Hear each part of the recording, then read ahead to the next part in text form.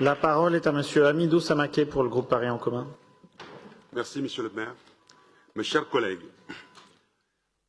la Maison des journalistes, c'est d'abord un havre de paix pour les journalistes en exil. En effet, située dans le 15e arrondissement, la Maison des journalistes est d'abord un lieu d'accueil, une maison, un refuge, loin des violences psychologiques ou physiques que les journalistes ont pu subir dans leur pays d'origine.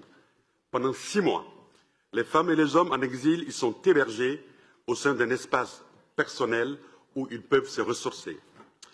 Avant toute nouvelle perspective professionnelle, ils bénéficient d'un accompagnement psychologique et social, d'un lieu d'écoute. Ils arrivent souvent en France alors qu'ils ne parlent pas la langue et ont laissé derrière eux leur famille, leur travail et leur pays. La Maison des journalistes leur fournit une aide matérielle et les accompagne dans toutes les démarches visant à obtenir le statut de réfugié politique, un logement ou encore une couverture sociale et médicale. La Maison des journalistes, c'est aussi une structure unique au monde. Fondée en 2002 par la journaliste Danielle Oyon et le réalisateur Philippe Spino, cette maison a aujourd'hui 20 ans. Voilà encore un exemple concret de la singularité de la politique parisienne qui s'est toujours attachée à accueillir celles et ceux qui risquent leur vie pour la liberté d'expression et la liberté d'informer. Ces résidents viennent principalement du Moyen-Orient, d'Afrique et d'Asie.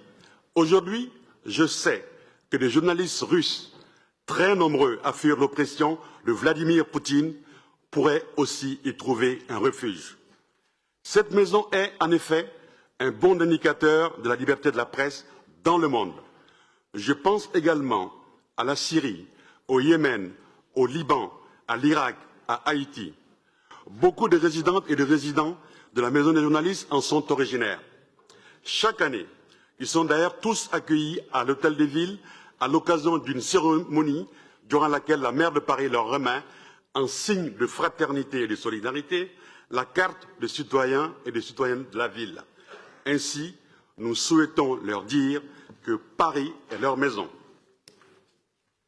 Enfin, la Maison des journalistes, ce sont des journalistes qui contribuent à l'éducation des jeunes à l'information. Forte des valeurs qu'elle défend, la Maison des journalistes a développé un programme de rencontres et de débats à destination du public scolaire avec une opération dénommée « Renvoyé spécial ».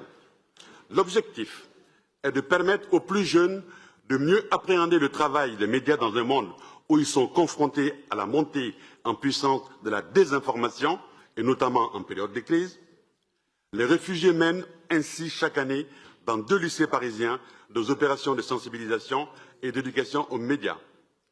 Pour terminer, je dirais que poursuivis dans leur pays, souvent menacés de mort, tous ces journalistes ont en commun l'expérience de l'exil et de la répression.